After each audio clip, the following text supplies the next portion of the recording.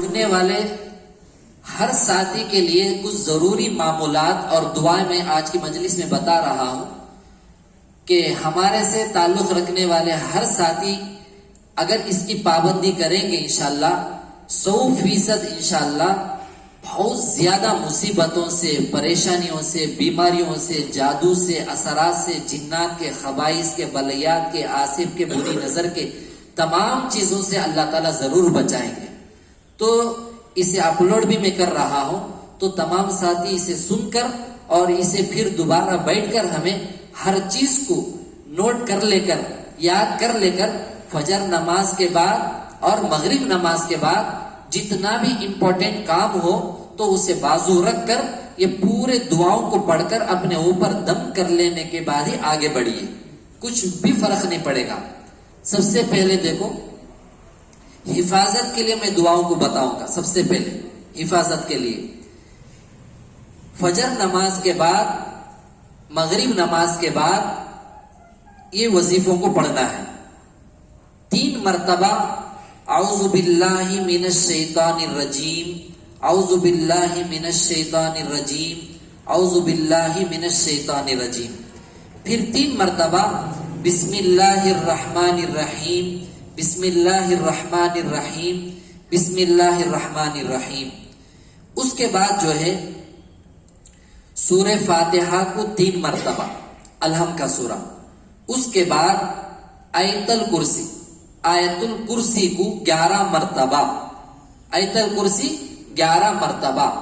اس کے بعد جو ہے خل کے 4 سورے 11 مرتبہ، خل کے 4 سورے 11 مرتبہ، سورہ کافرون قل یا ایھا الکافرون، سورہ اخلاص قل ھو اللہ احد کا سورہ، سورہ فلق قل اعوذ برب الفلق کا سورہ، اور سورہ ناس قل اعوذ برب الناس۔ یہ 4 سورے 11 مرتبہ۔ اس کے بعد میں یا حفیظو یا سلامو، یا حفیظو یا سلامو 11 مرتبہ۔ اس کے بعد میں اللہم انا نجعلک فی نحورہم ونعوذ بک من شرورہم 11 مرتبہ۔ پھر پڑھتا ہوں اللہم انا نجعلک فی نحورہم ونعوذ بک من شرورہم۔ اس دعا کو 11 مرتبہ صبح و شام۔ اس کے بعد میں صرف ایک مرتبہ فجر میں بھی مغرب کے بعد بھی یہی دعا کو، یہ ایسے ہی معمولات کی ترتیب بنانا، لا حول ولا قوت الا باللہ، لا ملجأ ولا منجأ من اللہ الا الیک، لا ملجأ ولا منجأ من اللہ الا الیک۔ یہ دعا کو صبح میں 1 مرتبہ، شام میں 1 مرتبہ، یہ معمولات کے ساتھ ایسے ہی پڑھ لیں، کیونکہ صبح میں پڑھ لینے سے پھر شام میں پڑھ لینے سے اللہ تعالیٰ 70 غموں اور ٹینشنوں کو دور کر دیں گے اس ایک دعا کے ایک بار پڑھ لینے سے۔ اب بہت جنے کیا کرتی، ٹینشن آگا تو 4 ڈبا کو چڑھاتے رہتے، ٹینشن آگا تو بھٹکے کا پان ڈال لیتے، ٹینشن آگا تو بھٹکے ڈال لیتے ہیں۔ اس سے ٹینشن دور نہیں ہوتا، خود مصیبت بھی پڑے گی، جسم بھی اور زیادہ کمزور پڑے گا۔ یاد رکھو، یہ آقا صلی اللہ علیہ وسلم کا فرمان ہے، ابو داؤد شریف کی شاید غالباً یہ حدیث ہے، صبح میں 1 مرتبہ، شام میں 1 مرتبہ اس دعا کو پڑھ لیں گے، لا حول ولا قوت الا باللہ، لا منجأ ولا منجأ من اللہ، لا ملجأ ولا منجأ من اللہ الا الیک۔ تو اللہ تعالیٰ 70 غموں کو، 70 ٹینشنوں کو دور کر دیتے ہیں۔ سمجھ میں آگی بات؟ اس کے بعد میں حسبی اللہ لا الہ الا ہوا علیہ توکلت وہو رب العرش العظیم، حسبی اللہ لا الہ الا ہوا، لا الہ الا ہوا علیہ توکلت وہو رب العرش العظیم۔ اس دعا کو سورہ توبہ کے آخری آیت کا جملہ ہے، آخری آیت آتی ہے، تو اس دعا کو بھی فجر کے بعد، مغرب کے بعد 7 مرتبہ پڑھ لیتے ہیں تو اللہ تعالیٰ رکاوٹوں کو، رکے ہوئے کاموں کو دور کر دیتے ہیں، رکاوٹ ٹل جاتی ہے۔ سمجھ میں آگے بات. اس کے بعد میں فجر کے بعد مغرب کے بعد اللہم اجرنی من النار 7 مرتبہ حدیث میں ہے. فجر کے بعد مغرب کے بعد 7 مرتبہ اس دعا کو پڑھ لیں گے. اللہ تعالیٰ فجر کے بعد پڑھ لینے سے مغرب سے پہلے انتقال ہو گیا تو انہیں ڈائریکٹ جنت, مغرب کے بعد پڑھ لیے تو فجر سے پہلے انتقال ہو گیا ڈائریکٹ جنت. اللہ تعالیٰ اس کے اوپر جہنم حرام کر دیں گے. تو اسے بھی پڑھ لینا ہے, اللہم اجرنی من النار, یہ ہو گیا. اس کے بعد میں اللہم اغفر لی عن ذنب الذی سلطت به علی ھذا. یہ دعا کا ترجمہ یہ ہے, اے اللہ میرے گناہ کو معاف فرما کر میری مغفرت کر دے, اور جس گناہ کی بدولت, جس گناہ کی وجہ سے تو نے میرے اوپر جس کو مسلط کیا ہے اس سے مجھے بچا لے. مسلط ہونے والا دشمن بھی ہو سکتا ہے, مسلط ہونے والا جن بھی ہو سکتا ہے, مسلط ہونے والا جادوگر بھی ہو سکتا ہے, مسلط ہونے والا منافق بھی ہو سکتا ہے, مسلط ہونے والا حاسد بھی ہو سکتا ہے. مسلط کا مطلب کیا ہے؟ پیچھے لگ جانا, پیچھے لگا دینا. جیسا کہ ظالم مسلط ہو چکا ہے ہمارے اوپر, ایسا مسلط اسی کو کہتے ہیں. تو اس دعا کو بزرگوں سے ثابت ہے, حدیث میں نہیں ہے دعا, یہ دعا بزرگوں سے ثابت ہے. اللہم اغفر لی عن ذنب الذی سلطت به علی ھذا. یہ دعا کو بھی صبح میں اور شام میں 7 مرتبہ. یہ میں جیسا ترتیب گنا رہا ہوں, اپنا پورا معمول ہونے تک اٹھ کر نہ جائیں. جتنا بھی امپورٹنٹ کام ہو اسے بازو رکھ کر یہ پورے معمولات کو پڑھ کر اوپر اپنے اوپر دم کر لو. ہاں چھوٹے بچے ہیں ان کو بھی دم کر دو, جن کو پڑھنا نہیں آتا ہے اشارتاً دم کر دو, ان کے اوپر بھی ہو جائے گا. اتنی چیزیں ہوئی. اور اس کے بعد میں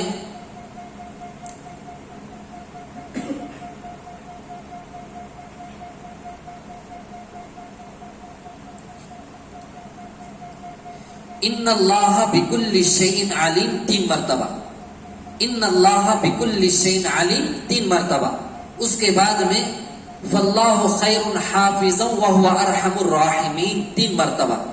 فاللہ خیر حاضرا فاللہ خیر حافظا وهو ارحم الراحمین.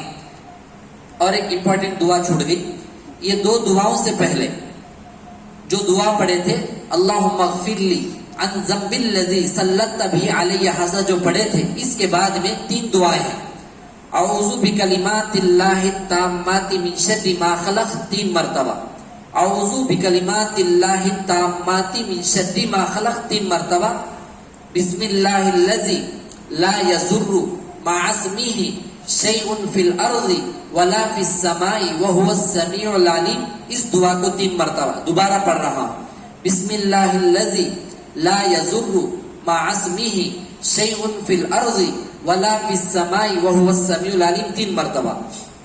اور آخر میں رضیت باللہ ربا وبالاسلام دینا وبمحمد صلی اللہ علیہ وسلم نبیا ورسولا. دوبارہ پڑھو. رضیت باللہ ربا وبالاسلام دینا وبمحمد صلی اللہ علیہ وسلم نبیا ورسولا. یہ دعا کی اہمیت جانیے. حضرت شیخ کامل اہل اللہ حضرت دامت برکاتہم تمل ناڈو میں ان کی مجلس میں میں خود تھا, تو حضرت نے فرمایا ایک بزرگ ہیں جن کی عمر 90 پر 6 سال تھی, کہ ان کی عمر ہونے کے بعد انہوں اللہ سے دعا یہ کرتے تھے, اللہ کی دیدار جب ہوتی تھی, اے اللہ میں تیرے پاس آنا چاہتا ہوں, تو کیوں مجھے اپنے پاس نہیں بلا رہا ہے؟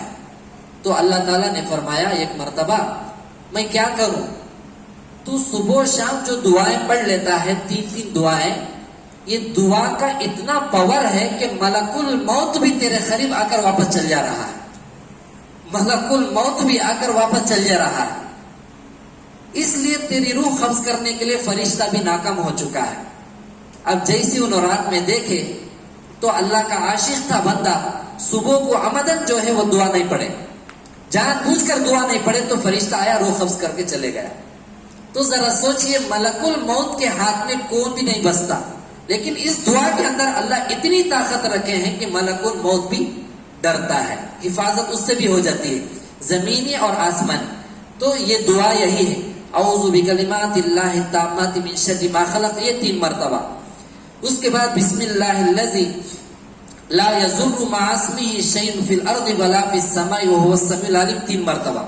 آخر کی جو دعا ہے رضیت باللہ ربا وبالاسلام دینا وبمحمد صلی اللہ علیہ وسلم نبی و رسولا، اس کے بارے میں حدیث میں بھی آتا ہے اگر کوئی بندہ اس دعا کو پڑھ لیتا ہے صبح و شام 1 مرتبہ بھی تو اس کے اوپر جنت واجب ہو جاتی ہے. اب ایسی قیمتی دعا ہے. ہاں یہ 3 دعاؤں کے بعد ان اللہ بکل شیء علیم 3 مرتبہ، فاللہ خیر حافظا وهو ارحم الراحمین 3 مرتبہ، پھر آخر میں درود شریف جو یاد ہے وہ 3 مرتبہ پڑھ لینے کے بعد ہاتھوں میں پھونک کر پورے جسم میں مل لیجیے. تو یہ صبح و شام کے معمولات. کیا حضرت اتنے تمہیں گنا ڈالے، تمہیں حافظ علیم پڑھ لیتی ہمارے کیسا بولے تو کہ دیکھی چیزیں جو نہیں جانتے تھے وہ جانکاری بھی آ گئی، وہ زبانوں بھی آ جاتا ہے.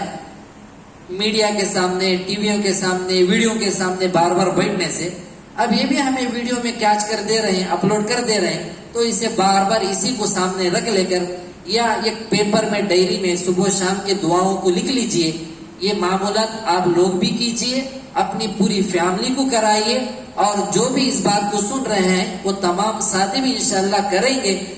زیادہ ہمیں تعویذوں کے پیچھے، علاجوں کے پیچھے اور دوسروں کے دامانہ پکڑ لے کر کیا تو بھی کر ڈالو، کیا تو بھی کر ڈالو، ہاتھ ڈالتے ہی پیسے آ جانا، یہ پورے چیزوں سے انشاءاللہ چھٹکارا پا لیں گے.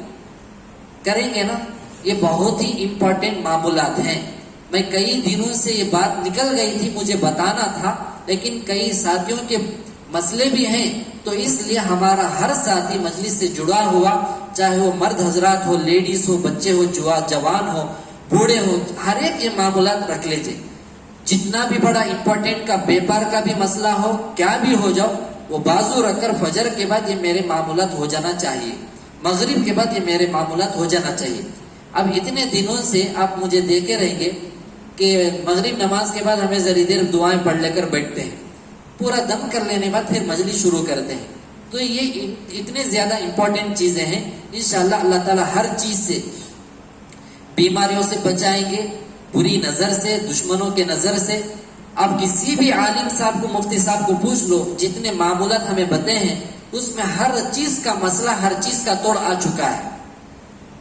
اور دشمنوں کے آنکھوں کے سامنے اللہ ضرور پردہ ڈالیں گے، ان کے تدبیروں کو اللہ تعالیٰ ناکام کریں گے. آخر میں ایک عمل میں بتاؤں گا، کتاب میں بھی میں پڑھا تھا، ہمارے حضرت بھی بتائے تھے.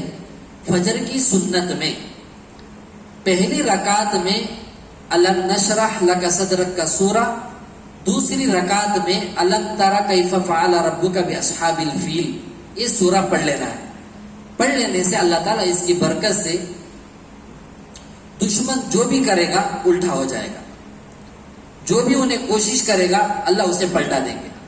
انہیں خود گڑھے میں کھود لے کر خود گرے گا، ہمارے واسطے جو گڑھا کھودا ہے انہیں خود گرے گا اس میں.